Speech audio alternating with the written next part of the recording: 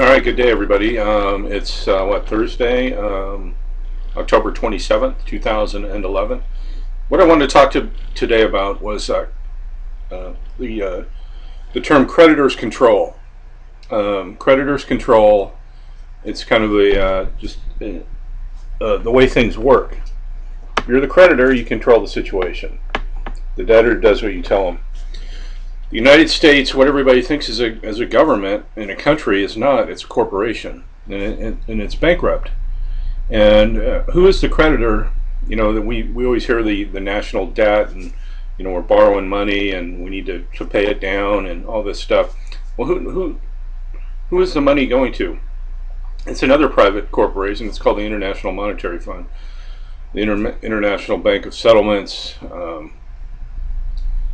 And the Federal Reserve, and is collected through the Internal Revenue Service, which is also a privately owned collection company for the International Monetary Fund. Now, who owns the International Monetary Fund? Well, it's probably a crown corporation owned by some elite international financiers who really don't give a crap about what we think is the United States of America. We're just the peons, the debt slaves down here. So they've been through multiple bankruptcies, and it really started in 1861 after the Civil War, prior to the Civil War. And that's why I hear people talking about your First Amendment or your Second Amendment or your constitutional rights. Well, let's get one thing straight. Constitutional rights are there, but they're only for sovereign citizens. Now, if you're a U.S. citizen and you signed your SS5 and birth certificate and got a driver's license and registered to vote and said yes, you checked the box, I'm a U.S. citizen, you don't have any constitutional rights because you're a U.S. citizen. You're a corporate fiction.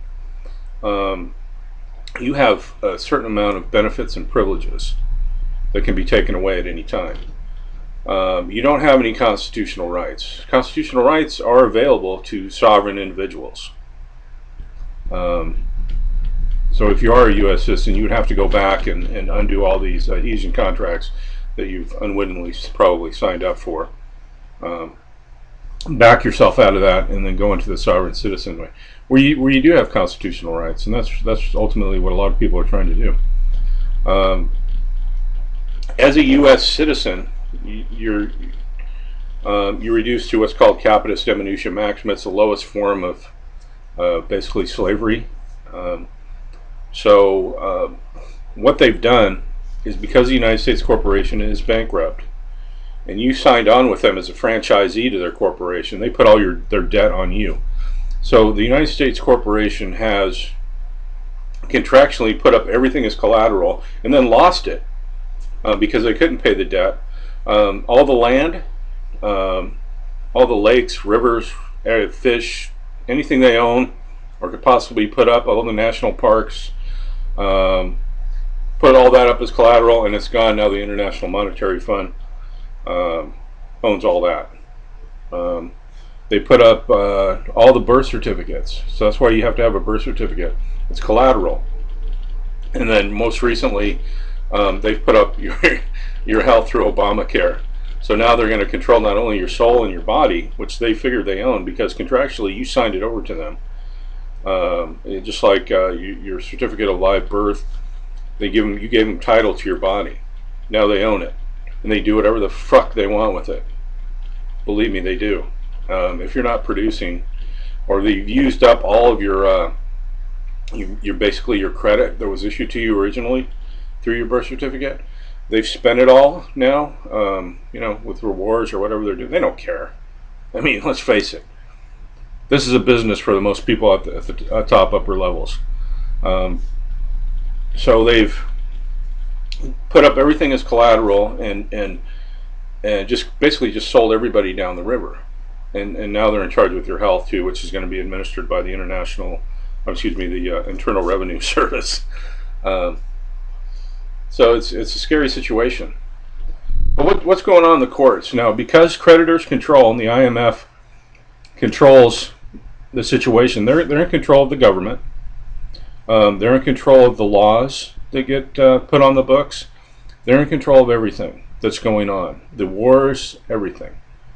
Creditors control. You got to do what they say. So, what's going on in the courts? Because you were put up as surety for the national debt, you owe it. I owe it. If you're a U.S. citizen, you owe it. And through the courts, they're collecting on it because you're actually considered. You know what's funny is I'll just backtrack a little bit. Anybody that's in Congress or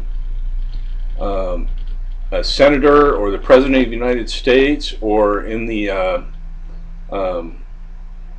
like Eric Holder, who is the Attorney General, and Hillary Clinton, who is the Secretary of State, in order for them to take their positions, they have to expatriate. So they have to give up their U.S. citizenship, and now they become a sovereign. Okay, now they're part of the people, which you hear about in the Constitution, the Declaration, the Bill of Rights. They're the people. See, we're not people. We're the persons. A little different. We're the chattel. So they actually have rights. So they expatriate, and they work for Hillary Clinton and Eric Holder work for Interpol, which is the International Police, which is the police department basically for the International Monetary Fund. So just know that, and basically, because when you get a ticket or you get charged with a charge, the judge in there is administering for the bankruptcy. They're collecting money for you. And the key goal, and this is why there's so many people in prison in the United States. There's more people in prison in the United States of America than any other country in the world combined, because it's a business.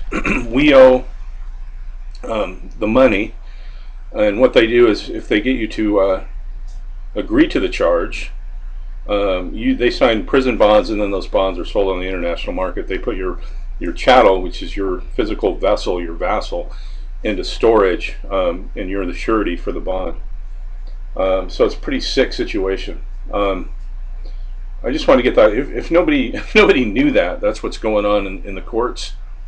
They're administering for the bankruptcy. There's ways that there's techniques that you can use that are working for some people. Now let's face it, these people are criminals, and they don't obey by their own laws a lot of the time. But we're using accepted for value techniques. We're using Interpol. We're going through Interpol ourselves. We're using the international postal techniques to try and get some. Alex Jones, God love him, but you don't have any. If you're a U.S. citizen, you see him driving through the.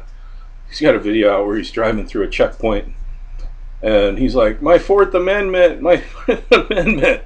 You know, and it's just, there's no Fourth Amendment, brother. There's no Second Amendment. There's nothing. Why do you think you have to register your guns with the government and get a license? Because you're a criminal, and anything you do is illegal, so you have to get permission from them.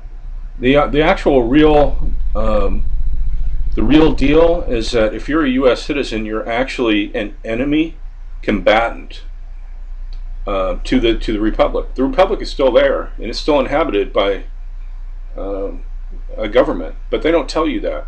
You're separate. You're a U.S. citizen. You're a corporate fiction, which they'll allow you to work for them and everything. But basically, you've been conquered, and this is a giant POW camp. That's why you drive out of your house. There's cameras everywhere and cops running up and down the streets everywhere. They're after your revenue, and they're into revenue collection and making money off their slaves. That's what it's all about. It's all about making money off the slaves, and it's going to get worse. I mean, for whatever reason, the illusion looked good. I think to make it look good for the rest of the world. So we could be kind of an example how great it is to be a democracy, and that's why they're going into all these countries and killing the leaders and setting up the same kind of system there, a birth certificate system, I mean, you have to be, in order to get into NATO, you have to be a bankrupted country. That's the one precursor to admittance. You have to be bankrupt, or you can't join. So it's all a bankrupt system. And anyway, if you're interested in this kind of information, go to my blog, stopthepirates.blogspot.com. I have a lot of good information that may help you survive in the coming times that we're heading into. Thanks for listening.